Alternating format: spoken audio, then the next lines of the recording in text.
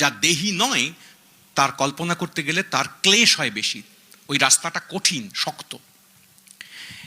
এই বলে কৃষ্ণ আরো কথা বলবেন, আমি গীতার ভক্তিযোগ আপনাদের কাছে বিস্তারিত পড়ার চেষ্টা করছি না, কিন্তু এই গোটা বয়ান যদি পরে কখনো আপনারা খতিয়ে আর একবার দেখেন বাড়িতে, যখন যদি সুযোগ হয় কখনো, তাহলে খেয়াল করবেন যে এই গোটা বয়ানে কৃষ্ণ একবারও অনেক কথা বলেন, ভালো ভালো কথা বলেন, সমবুদ্ধি সকলের প্রতি, সকলের ভালো চান, দেশ করেন না, হিংসা করেন না, ভক্তের কি কি বৈশিষ্ট্য তা বলছেন কৃষ্ণ যেখানে।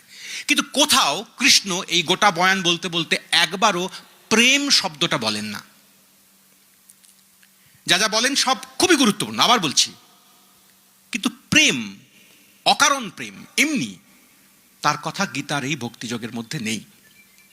যদিও পরে অনেকে যারা ভক্তির তাত্ত্বিক এবং ব্যাখ্যাতা, তারা গীতার এই গোটা বয়ানের ভেতর থেকে প্রেমের কিছু কিছু অনুষঙ্গ, প্রসঙ্গ, ভাবনা, ইশারা এসব আবিষ্কার করে আনবার চেষ্টা করেছেন, কিন্তু মোটের উপরে ওপর থেকে দেখলে অন্ততপক্ষে বুঝতে পারা যাবে যে গীতার ভক্তিযোগ শেষ পর্যন্ত প্রেমের কথা বলে না। কেনই বা বলবে? কারণ আমরা সবাই জানি গীতার মূল কাজ যা, তা আসলে অর্জুনকে শক্তপোক্ত করা, তাকে সাহস দেওয়া, তার এই যে ক্লীবতা, তার যে বৈরাগ্যের ধরন তৈরি হয়েছে, তার যে গ্লানি বোধ হচ্ছে, তার থেকে তাকে মুক্ত করা, যুদ্ধে তাকে আরো বেশি করে নিযুক্ত করা। ফলে এখানে প্রেমের কথা হয়তো বেমানানো শোনাতো, কৃষ্ণ বলেননি।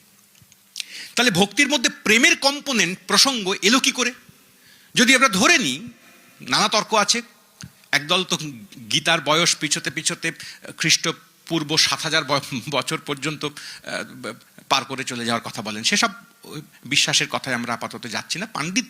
খুব বিস্তৃত পণ্ডিতদের মত অনুযায়ী গীতার রচনাকাল যদি আমরা ধরে নিই খ্রিস্টপূর্ব ২য় শতক থেকে খ্রিস্টীয় ১ম শতক, এর মাঝখানে কোনো একটা সময় যদি গীতা সংকলিত হয়ে থাকে বলে ধরি, যদি মনে করি, তাহলে খেয়াল করতে হবে তার কয়েকশো বছর বাদে, নির্দিষ্ট সময় নিশ্চিত করে বলা মুশকিল, আরো অনেকগুলি ভক্তি সূত্র এইটি তৈরি হয়েছিল, যার মধ্যে দুটি খুব বিখ্যাত ভক্তিসূত্র হচ্ছে শাণ্ডিল্য ভক্তিসূত্র আর নারদীয় ভক্তিসূত্র। আপনারা কেউ মনে করতে পারেন ভাষা আন্দোলনের প্রসঙ্গ, সেখানে ভক্তিসূত্র, গীতার ভক্তিযোগ, শাণ্ডিল্য, নারদ, এসব কথার কি প্রাসঙ্গিকতা? এটা খুবই সঙ্গত। আমাকে আর 10 মিনিট সময় দিন, আমি এই প্রাসঙ্গিকতায় আশা করি আসতে পারবো।